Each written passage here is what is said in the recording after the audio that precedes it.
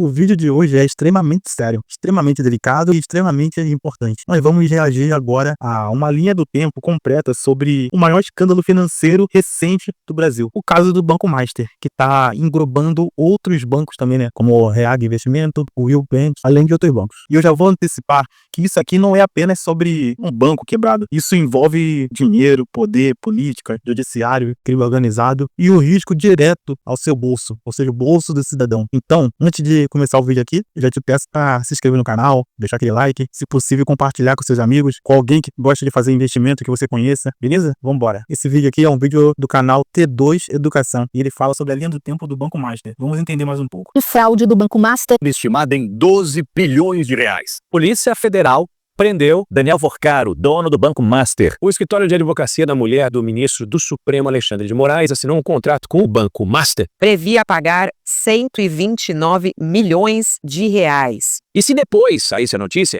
de que o marido procurou o presidente do Banco Central meses antes da liquidação do Master? o Banco Central entrou com recurso contra a decisão do Tribunal de Contas da União. Dá pra começar aqui, né, pessoal? Presta atenção nessa linha do tempo, porque quando a gente organiza os fatos, a cronologia, tudo começa a fazer um sentido. E eu, como bacharel em Direito, eu já digo, a cronologia é uma das armas mais poderosas contra qualquer narrativa falsa. Para fazer inspeção sobre a liquidação do Banco Master. Muita gente quer saber por que a história do Banco Master agora foi para o Supremo Tribunal Federal. Enquanto eu gravo esse vídeo, 1,6 milhão de investidores do Banco Master. Olha isso, galera. 1.600.000 investidores afetados nesse caso.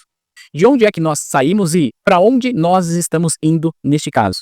Mas deixa eu te adiantar, não dá para saber para onde a gente está indo, porque no Brasil parece que até o passado é incerto. É interessante essa frase, né? Até o passado, ou seja, o que já passou, é incerto. Realmente, a gente não sabe qual será a conclusão desse caso, porque são tantas pessoas importantes envolvidas que a chance de, como diziam antigamente, acabar em pizza é muito grande. Só que para a gente entender, pelo menos de onde nós viemos em relação ao caso Banco Master, eu vou fazer com você agora uma linha do tempo com fatos que vêm acontecendo nesse banco há quase 2 anos e estamos assistindo diante dos nossos olhos o maior escândalo do setor financeiro do Brasil. Com certeza, esse é o maior escândalo financeiro. Eu diria que aqui começou a crise financeira bancária do Brasil, em 2025 e 2026. Porque são tantos bancos envolvidos, são tantas instituições financeiras envolvidas, que a gente fica, às vezes, com medo. A verdade é essa, porque a gente não sabe se também pode acontecer isso com outros bancos. Vamos voltar no tempo. A gente vai para julho de 2024, ou seja, 1 ano e meio atrás, quando saiu essa notícia no jornal O Globo. Gerentes da Caixa perdem cargo após barrarem operação arriscada e atípica de 500 milhões de reais. 4 dias depois de parecer sigiloso de compra de títulos do Banco Master, considerado muito arriscados, gerentes da estatal foram destituídos dos postos que ocupavam. Nessa notícia, aqui já começa algo extremamente grave, né? Ou seja, 2 gerentes da Caixa, eles barraram uma operação que eles consideraram arriscada e atípica e cumpriram o dever deles, técnico, o dever funcional e, infelizmente, eles acabaram sendo destituídos do cargo. No direito administrativo, isso acende um alerta gigante. Quem faz o certo não deve ser punido, mas sim premiado. Ou seja, quando técnicos são afastados por fazer o trabalho correto, geralmente existe pressão política ou econômica por trás. Isso é claro. Aqui já nasce a primeira pergunta. Quem tinha interesse nessa operação? Quem tinha interesse nesse caso? O jornal o Globo reporta pra gente que 2 gerentes da Asset, da Caixa Econômica Federal, que fizeram bem o seu trabalho barrando uma operação, foram destituídos dos seus cargos. Ora, por quê? Quando foi em abril de 2025, a revista Oeste, na sua edição 263, publicou uma matéria bem completa falando da ascensão e queda do Banco Master. Um banco desconhecido, liderado por um jovem ostentador com fortes ligações com o governo Lula e o STF, está tensionando o sistema financeiro nacional, isso em abril de 2025. Isso deixa de ser apenas um problema bancário e passa a ser um problema institucional. E quando a instituição, elas são tensionadas, quem sofre não é o banqueiro, é o cidadão comum, é o investidor pequeno, é o aposentado, é o trabalhador. Essa é a verdade. O BRB anunciou a compra do Banco Master de 58% daquele banco, que, embora eu não tenha trazido aqui, o fato é que nessa mesma época o Banco BTG teria oferecido R$1 para comprar o Banco Master. E quando foi em outubro de 2025, a diretoria do Banco Central foi unânime em negar a compra por falta de viabilidade econômica. A operação foi rejeitada pelo Banco Central em setembro, mas a íntegra da decisão não foi divulgada, pelo menos até outubro de 2025. Você acha que tá... Isso aqui é técnico, mas é muito importante. O Banco Central, que também chamamos de Bacen, ela é uma autoridade monetária máxima do país e ela negou a compra do Banco Master. Em outras palavras, esse banco ele não se sustentava em pé. É aqui que surge a pergunta óbvia. Por que um banco estatal tentaria comprar um banco considerado economicamente inviável? Isso não faz sentido financeiro, só faz sentido político. Tá bom isso aqui? Não, calma. Presta atenção nessa outra matéria que parece que não tem a ver com o Banco Master, mas trata-se da Operação Carbono Oculto. No dia 7 de novembro de 2025, lavagem de dinheiro para o PCC. Esquema envolvia operadores sediados na Faria Lima, em São Paulo. E aí, nessa matéria, fala-se de postos de combustível e também de uma empresa listada na Bolsa de Valores por nome de REAG.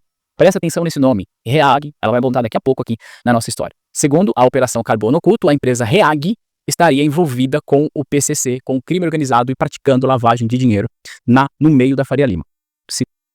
Quando surge ligação com lavagem de dinheiro e organização criminosa, ou seja, crime organizado, isso deixa de ser um caso somente econômico, um caso bancário, e passa a ser um caso de segurança nacional, porque lavagem de dinheiro destrói a concorrência, corrói o sistema financeiro e financia o crime. Segura que a gente já volta.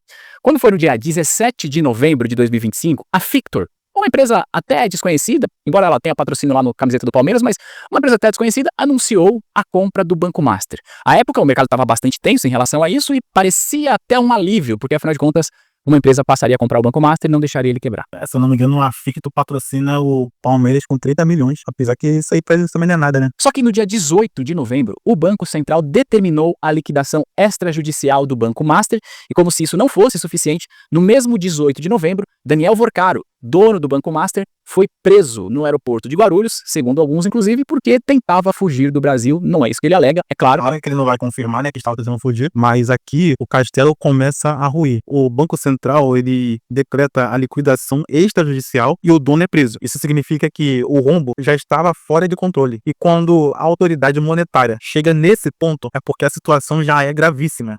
No dia 2 de dezembro, o ministro do STF, Dias Toffoli, ele impôs sigilo ao caso Vorcaro no STF. E aí, quando foi no dia 7 de dezembro, chegou ao conhecimento de todos que o ministro Dias Toffoli voou em jatinho com o advogado do diretor do Banco Master para ver a final na Libertadores. Ou seja, segundo essa matéria, o mesmo ministro que decretou sigilo no caso do Banco Master esteve viajando de jatinho particular com o advogado do Banco Master. Olha, aqui há um conflito de interesse. Aqui é um conflito de interesse grande, na verdade. Isso aqui é, no mínimo, eticamente questionável. Imagine um ministro que decreta sigilo do processo e depois viaja com o advogado do réu. Em um país sério, isso já seria um motivo suficiente para suspeição processual. Ou seja, isso ocorre quando um juiz ele tem relação com uma das partes ou ambas das partes. Soa estranho? Bom, pelo menos para mim, isso é, no mínimo, um baita de um conflito de interesses. Mas vamos seguir. Seguindo ainda essa ordem cronológica, quando foi no dia 12 de dezembro, chegou ao conhecimento de todos pela jornalista Malu Gaspar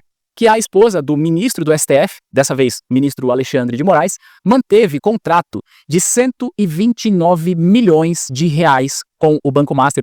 Olha isso, 3,6 milhões por mês durante 3 anos. Daqui é um salário de um jogador craque jogando aqui no Brasil. Na Europa ele recebe mais, mas aqui no Brasil, esse é o salário de um jogador, sei lá, mas os jogadores assim que estão em outro patamar. Ou seja, ela sendo advogada estava recebendo 3,6 milhões por mês, totalizando 129 milhões. Que ela pudesse advogar ali em favor do banco, pagando ali 3,6 milhões de reais por mês à advogada potencialmente competente, mas esposa do ministro Alexandre de Moraes. Exatamente. Aqui nós entramos numa zona extremamente sensível. Um contrato de 129 milhões de reais com a esposa do ministro do STF, tecnicamente pode ser legal. Ela tem um trabalho dela, ele tem um trabalho dele, e tudo bem. Mas juridicamente e moralmente, isso gera suspensão objetiva. No direito, não basta estar dentro da lei. É preciso preservar a moralidade administrativa. Mas a verdade é que eles estão rasgando a Constituição. Só que, segundo uma matéria que saiu no dia 24 de dezembro, enquanto eu, nós estávamos ali pensando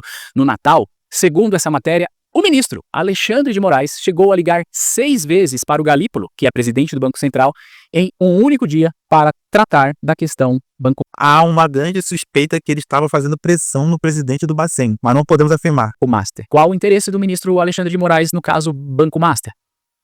Esse é um questionamento que precisa ficar. Qual o interesse dele? A gente não sabe, né? A gente não sabe. Mas quando um ministro, ele liga 6 vezes no mesmo dia para o presidente do Banco Central, isso não é um contato normal. Porque eles são, diria que, inacessíveis por terem diversos afazeres no seu dia a dia. Isso se chama pressão institucional. E se o Banco Central perder a autonomia, quem perde é o país inteiro. Porque sem autonomia monetária, não existe segurança econômica. E aí, voltando ainda para os fatos curiosos, né? Quando eu disse que o advogado do Banco Master questionou a credibilidade do Banco Central, tudo bem, ele é pago para isso.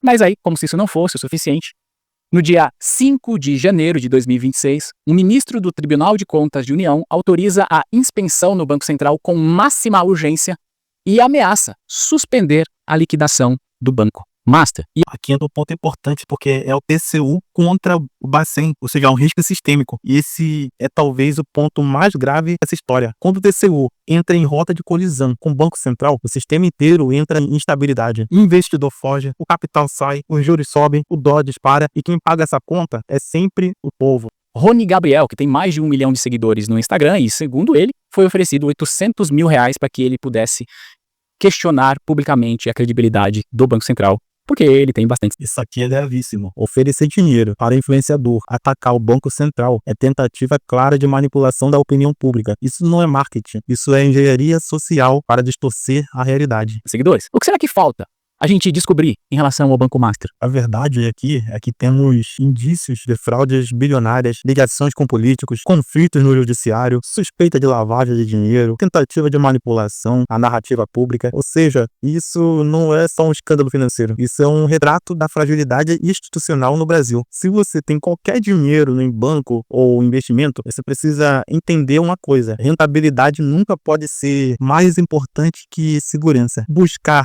140% de CDI em um banco desconhecido pode parecer tentador, mas o risco oculto pode ser gigantesco. Informação hoje é proteção patrimonial e quem ignora isso, infelizmente, aprende da pior forma, perdendo dinheiro. Eu acredito profundamente em justiça, na verdade e na retidão. Uma nação só prospera quando suas instituições elas são sólidas, íntegras e confiáveis. Sem isso, não existe desenvolvimento sustentável, existe apenas instabilidade. Se esse vídeo trouxe clareza, deixe seu like, se inscreve no canal e compartilha com seus amigos, porque informação liberta, ignorância aprisiona. E aqui a gente forma guerreiros conscientes.